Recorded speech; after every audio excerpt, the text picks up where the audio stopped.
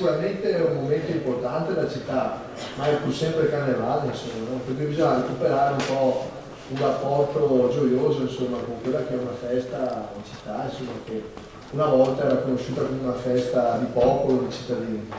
La maschera è una cosa che in qualche modo ti fa sentire lontano da una realtà che magari qualche volta non ti piace, o vuoi provare a sentirti in maniera diversa, o vuoi vivere emozioni o vedere persone senza essere riconosciuto. Cioè, la maschera ha tutto un senso, se vuoi, culturale, ma ripeto, popolare, assolutamente radicato in questa città. La regata storica e il carnevale vogliamo utilizzarla come eventi, sì, eventi della nostra città, perché sono le nostre grandi tradizioni, ma utilizzarli per riconnettere Venezia al mondo. Venezia è una città del mondo, e attraverso questa storia che poi gli italiani, le comunità veneziane hanno portato in tutto il mondo, possono riannodare questo filo. Per cui è un momento interessante, ma sarà vincente se riusciamo nel tempo a coinvolgere le persone, in primis le famiglie e i bambini.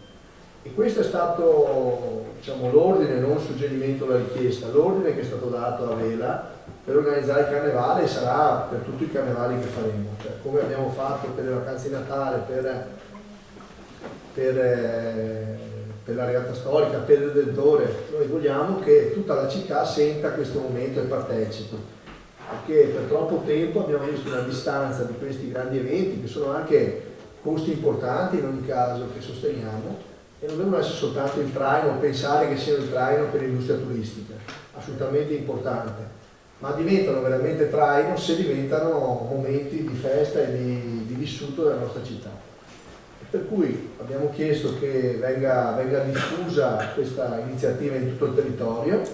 Abbiamo riannodato i rapporti, lo faremo sempre meglio nel corso del tempo evidentemente, con le associazioni che già in maniera volontaria lo fanno da sempre. Abbiamo investito su anche altre associazioni che sono costituite da poco, di genitori, di ragazzi che hanno intenzione di sviluppare, ci credono nel rilancio della città con voglia ottimistica di guardare il futuro, e credo che, insomma, questa manifestazione possa essere vissuta da tutti nella massima sicurezza.